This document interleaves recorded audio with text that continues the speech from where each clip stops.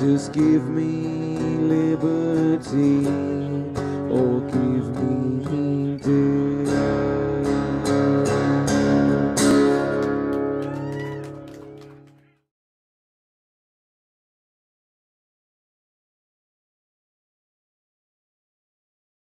My name is William Thomas Jr. We have a couple members of our board here from the Improvement League as well. Janelle Johnson, Henry Davis, Henry Johnson, and our longtime member Henry Johnson as well, his son in the back. Again, C.L. Townsend is a member, as well as Ione is a member of the Improvement League. All right, so again, like I said, we're a nonprofit organization. It's been operating in Plant City since 1982, founded by the late Jerry Bailey, who was an educator in Hillsborough County. We mainly focus on a number of entities such as education, economic development, and a couple of noble projects in the community are the African American Museum, the Bing Rooney House, as well as the CSI, Junior CSI Forensic Science Program. We've got middle school, high school kids enrolled in the Forensic Science Program. It's probably one of the kind in the state.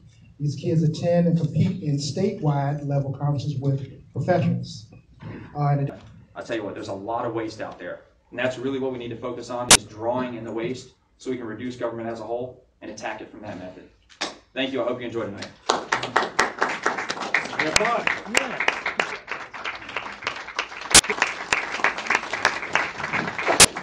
Thank you, gentlemen. We'll now go into the first round of the 3 rounds of questions from the panelists.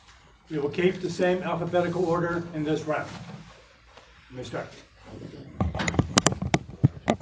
I'm not a teacher, but I'll try to speak loudly. Florida ranks 3rd in the nation for rooftop solar potential, but is 12th in terms of how much solar is actually installed. Top reasons cited for Florida being so far behind our solar potential are state policies and the influence of utility companies on Florida lawmakers. If elected, how would you approach policies regarding solar power? Well, let me start by saying, I think I can just. Let me start by saying that solar technology is something that here in Florida, obviously the Sunshine State, we need to take a very close look at. It can be a game changer for this state.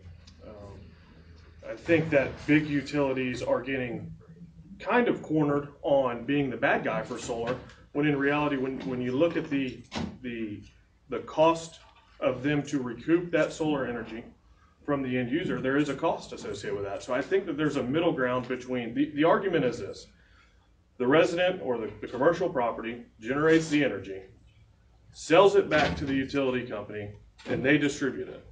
And they want the resident or the generator wants full price for that electricity.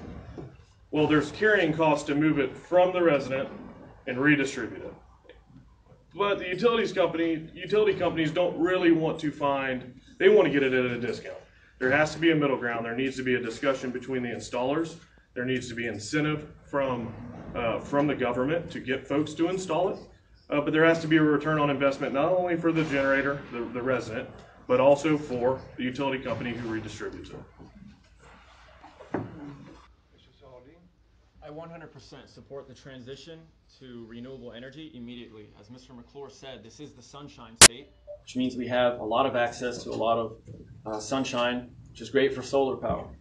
Now, in this state, unfortunately, I disagree with Mr. McClure. I think the utilities companies are doing a very big disservice to the people of Florida. They were behind the referendum last year to try to basically get in the way of people that wanted to have solar panels of their own. And if you don't like TECO's bill every month, one way to reduce that cost is to transition to renewable energy. Solar power is free. You just got to put the solar panel on your roof. And considering the effects of climate change right now, our relationship with the oil industry is absolutely unacceptable. That's the old way of thinking. We need to move forward. The technology is here. The science is here. And our climate cannot be played with. Our environment needs to be protected. And so, if elected, I would do my best as a state representative to provide incentives for these private companies to come here and help us move forward in a different direction and usher in a new era of energy. That's it. Thank you. Next question. Well, the question is a simple answer. We already know this is a sunshine state, and we as a person, we have the opportunity to choose continue pay our electric light bill, or we start improving our houses. I can tell you by experience, in my house, I using solar panels. Why? Because I consider it, I can afford some little changes in my house, and I notice the change of the light bill. Yes, it's time for we can put an amendment for the people have the right to they can buy this solar power. We're talking about this got to create jobs. They got to create a mining industry, and we got to save a lot of money. We got to be independent from the big corporations, and they got to look seriously at change. They got to benefit all the Floridians. So I invite everybody, please go to your local store and do the test. Buy you a solar light bulb, put in front of your house, and you got to notice the change. From there, you got to continue, and in a short term, you got to find out that solar panels in the state of Florida is the best choice for all citizens pocket. Thank you. Thank you. Mr. Zemina. So you're going to hear this a lot from me tonight, so you might as well just get used to it. The government is the problem here. When we look at the government-backed monopoly, that is TECO, that is Progress Energy, that is Florida Power and Light. These utility companies are backed by stipends from the government, and they are a monopoly. If you want to turn your light on, what do? You have to pay the power company. Do you have a choice? You don't. Monopolies are wrong. Inherently, in our capitalistic system, monopolies are wrong. Why are we going to sit here and let a government-backed monopoly be the only provider of power to us when we have the power, as all the candidates have said, to utilize what is the Sunshine State? And to Mr. McClure's point, the cost that you sell it back at, if you're buying it for 10 cents a kW, you can sell it back for about 1 cent a kW. That's not just carrying cost.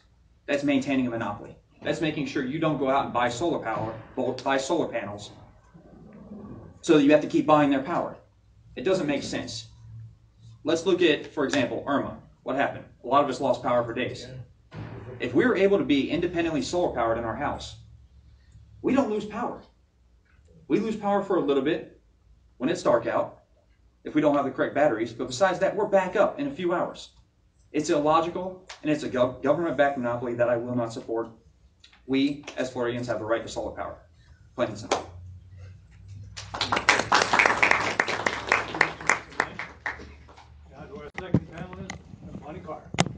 Questions regarding economic justice. Florida passed a minimum wage amendment.